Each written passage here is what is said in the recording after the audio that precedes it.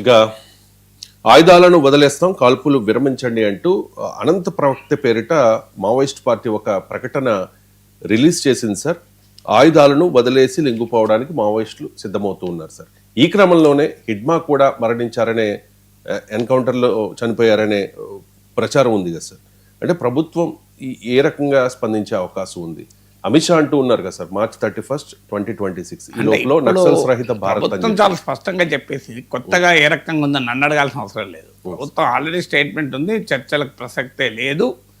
మేము March 31, 2026 వరకు Maoist రహిత భారత్ సృష్టిస్తామని ఆల్రెడీ ఈ ప్రశ్న అమిత్ షా చాలామంది విలేకరులు అడిగారు. అమిత్ షా చెప్పేశాడు.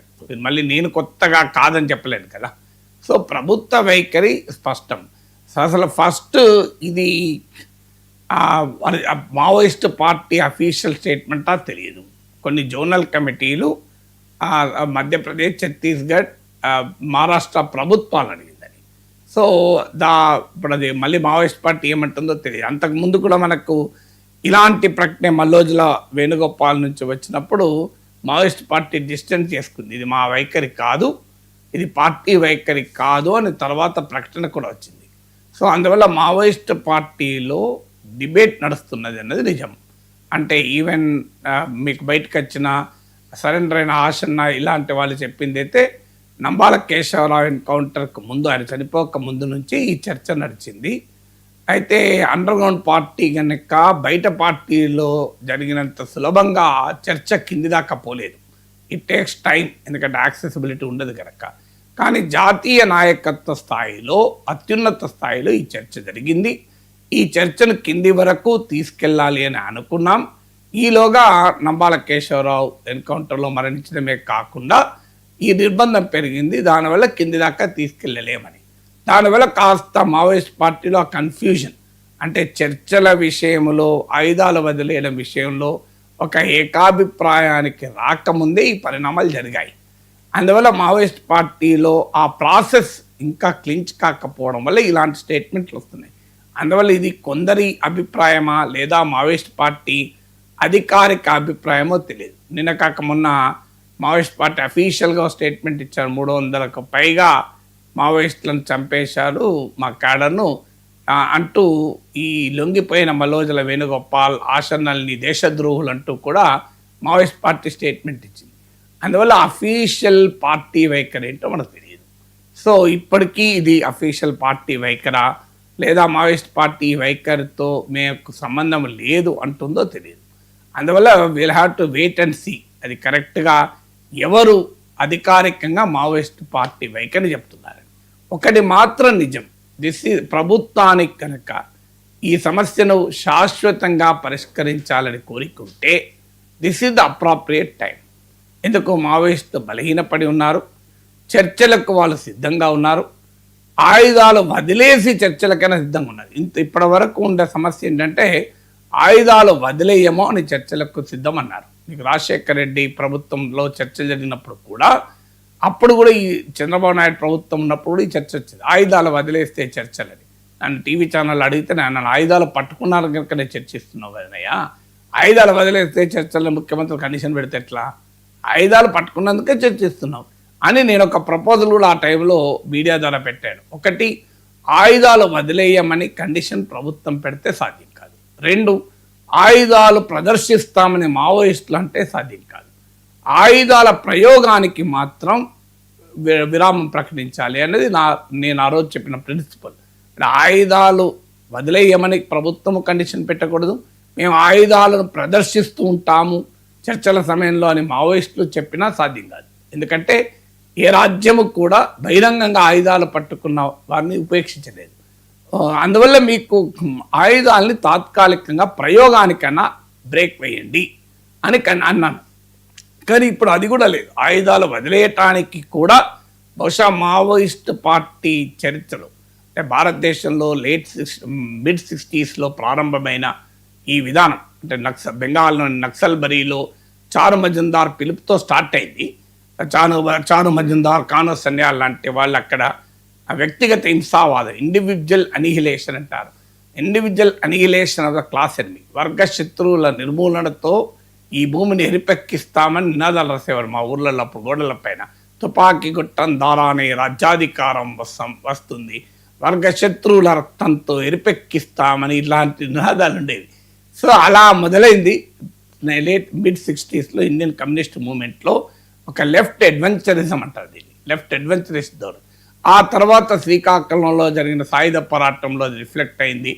ఆ తర్వాత మనకు ఈ రెడ్ కారిడార్గా అనేక రాష్ట్రాలు, ఆంధ్రప్రదేశ్, తెలంగాణ, ఛత్తీస్గఢ్, మధ్యప్రదేశ్, బీహార్, ఒరిస్సా, మీకు ఇలా ఒక బెంగాల్ వరకు, నేపాల్ వరకు ఒక రెడ్ కారిడార్ అని నడిచింది. సో ఈ క్రమంలో అనేక నక్సలైట్ పార్టీలు సాయుధ పంతాను వదిలేసుకున్నాయి. మన దాంతో ఉదాహరణ మీకు బీహార్లో సిపిఐఎంఎల్ లిబరేషన్ ఒక బలమైన పొలిటికల్ పార్టీ, మహాగఠబంధన్లో భాగం కూడా. ఇప్పుడు మన దగ్గర కూడా జగిత్యాల నుంచి సిపిఐఎంఎల్ ఎన్వి కృష్ణయ్య ఎలక్ట్ అయ్యాడు. CPIML ప్రజాపంత new democracy mass line అంటారు ఇప్పుడు, సో పేర్లు మారాయి. దాని నుంచి మీకు గుమ్మడి నరసయ్య ఎలక్ట్ అయ్యాడు. సో ఇలా నక్సలైట్ పార్టీల నుంచి ఎమ్మెల్యేలుగా, ఎంపీలుగా, ఈవెన్ సిపిఐ ఎమ్మెల్యే నుంచి పార్లమెంట్ దాకా కూడా ఎలక్ట్ అయ్యారు. సో ఆ మార్పు వచ్చింది. కానీ భారత నక్సలైట్ ఉద్యమంలో రెండు పార్టీలు, మావోయిస్ట్ కోఆర్డినేషన్ సెంటర్ ఎంసీసీ అని, సిపిఐఎంఎల్ పీపుల్స్ వార్, ఈ రెండు సాయుధ పంతాను ఏనాడు వదలలేదు. ఆ రెండు పార్టీలే ఆంధ్రప్రదేశ్లో ఉమ్మడి రాష్ట్రంలో చర్చల సమయంలో మెర్జై సిపిఐ మావోయిస్ట్గా ఏర్పడ్డాయి. సో అప్పటి నుంచి ఇప్పటి వరకు సాయుధ పంతాను అసలే వదలని ఏకైక నక్సలైట్ గ్రూపు సిపిఐ మావోయిస్ట్. వాళ్ళ నుంచి ఇప్పుడు అవకాశం వస్తుంది కనుక రాజ్యం దాన్ని ఉపయోగించుకోగలగాలి. ఎందుకంటే అల్టిమేట్గా మావోయిస్ట్ పార్టీని ఎలా చూస్తాం, ఇది కేవలం ఒక తీవ్రవాద సంస్థ, దీనికి క్షేత్రస్థాయిలో ప్రజల్లో రూట్స్ లేవు, ప్రజా సమస్యలతో సంబంధం లేదు, ఇదేదో ఒక ఉన్మాదుల చర్య అని, ఇది ఒక law and order problem, security challenge అని మాత్రమే ప్రభుత్వాలు చూస్తే ఈ సమస్యకు తాత్కాలికంగా బ్రేక్ పడవచ్చు, కానీ మళ్ళీ ఏ సమయంలో ఎప్పుడు రోజు అవుతుందో చెప్పలేము. అందువల్ల దీన్ని ఒక పొలిటికల్ మూమెంట్, దారి తప్పిన రాజకీయ ఉద్యమమే కావచ్చు, ఇప్పుడు ఈ కాలంలో సాయుధ పోరాటం అనడం అర్థలేని నినాదమే కావచ్చు, వ్యక్తిగత హింసావాదాన్ని ప్రజాస్వామిక రాజ్యాంగ వ్యవస్థలు అంగీకరించిన సిద్ధాంతమే కావచ్చు, ప్రజా సమీకరణ లేకుండా ఫ్యాంటసీ, కొంతమంది తుపాకులు పట్టుకొని అసలు దేశాన్నే మార్చేస్తామనడం ఫ్యాంటసీ కావచ్చు, కానీ still it is a political moment. Political moment grounded in issues, జల్, జంగల్, జమీన్ అంటారు, అంటే నీరు, భూమి, అడవి, వీటి ఆధారంగా వచ్చినటువంటి ఒక పొలిటికల్ మూమెంట్. ఎప్పుడు కూడా పొలిటికల్ మూమెంట్ను తుపాకులతో ఎలాగైతే మావోయిస్టులు రాజ్యాన్ని మార్చలేకపోయారో, తుపాకులతో ఒక ఐడియాను చంపలేరు. You can't kill an idea. ఎప్పుడు కూడా you can kill a human being. 100 కాదు 500 మంది నక్సలైట్లను చంపచ్చు, కానీ can you kill an idea? ఇప్పుడు హిడ్మాను ఎన్కౌంటర్లో చనిపోయాడు, నంబాల కేశవరావు చనిపోయాడు, కానీ ఒక ఆలోచన, మావోయిజం అనేది ఒక ఆలోచనను తుపాకి పట్టి చంపలేవు కదా. సో అందువల్ల ఆలోచనను పొలిటికల్గానే డిఫీట్ చేయాలి, ఆలోచనను బలప్రయోగం ద్వారా డిఫీట్ చేయలేవు ఎప్పుడు కూడా. ఎందుకంటే ఆలోచన ఎట్లా కాల్చి పడేస్తావు? ఆలోచన పైన AK-47 మిషన్ గన్లు కాదు, కార్పెట్ బాంబింగ్ చేసిన ఆలోచన పోదు కదా. అందువల్ల ఆ ఆలోచనను పొలిటికల్గా ట్యాకిల్ చేయాలి. దానికి ఒక పరిష్కారం ఇప్పుడు మంచి అవకాశం, ఎందుకంటే మావోయిస్టులు వీక్ అయి ఉన్నారు, ఇప్పుడు రాజ్యం పైచేయి కూడా సాధించింది. There can be a meaningful discussion. ఈ సమస్యకు ఒక శాశ్వత పరిష్కారం చెప్పాలి, కానీ ప్రభుత్వ వైఖరి అలా లేదు. ప్రభుత్వ వైఖరి బలప్రయోగం ద్వారా మేము విజయం సాధించాం అని చెప్పుకునే ప్రయత్నం జరుగుతుంది. అది తాత్కాలికంగా బీజేపీకి రాజకీయ ప్రయోజనం ఇవ్వచ్చు, కానీ దేశానికి మాత్రం ఇది ప్రయోజనం కాదు. ఒక పొలిటికల్ మూమెంట్ను పొలిటికల్గానే డిఫ్యూజ్ చేయాలి, పొలిటికల్గానే ట్యాకిల్ చేయాలి. దాంట్లో ఇతర భద్రతాపరమైన కోణాలు ఉండొచ్చు, లేవని అంటలే, కానీ but it is essentially a political moment. ఇది ఒక్క భారతదేశంలో లేదు కదా. ఇప్పుడు నేపాల్లో మావోయిస్టులు ఉన్నారు, మీకు లాటిన్ అమెరికాలో కూడా ఉన్నారు, షైనింగ్ పాత్ అని, ఇలా రకరకాల మూమెంట్ ప్రపంచవ్యాప్తంగా ఉంది మావోయిస్ట్ మూమెంట్స్. సో అంటే ఆ ధోరణి, లెఫ్ట్ అడ్వెంచరిస్ట్ ధోరణి ప్రపంచవ్యాప్తంగా ఉంది. అందువల్ల there can be a sincere effort, ఒక మంచి అవకాశం. ప్రజల మౌలిక సమస్యల ఆధారంగా ఈ సాయుధ పంతా సరైంది కాదు, రాజ్యాంగంలో ఎన్ని లోపాలైనా ఉండనియండి, ప్రజాస్వామ్యంలో ఎన్ని లోపాలైనా ఉండండి, అది ఒక సమస్యలకు అదొక పరిష్కారం అనేటువంటి ఒక ప్రయత్నాన్ని సిన్సియర్గా ప్రభుత్వం మొదలు పెడితే భావితరాలకు ఈ సమస్య లేని భారతదేశాన్ని ఇవ్వగలం. లేదంటే తాత్కాలికంగా పైచేయి ఉండవచ్చు, కాదని అనడం లేదు. ఇప్పుడున్న సిచ్యువేషన్లో చూస్తుంటే ఖచ్చితంగా ప్రభుత్వానికి, రాజ్యానికి పైచేయి సంభవిస్తుంది. ఎందుకంటే వందల సంఖ్యలో చనిపోతున్నారు, వందల సంఖ్యలో లొంగిపోతున్నారు కనుక. బట్ అల్టిమేట్లీ ఆ ఐడియా మాత్రం అన్రిజాల్వ్గా ఉంటుంది.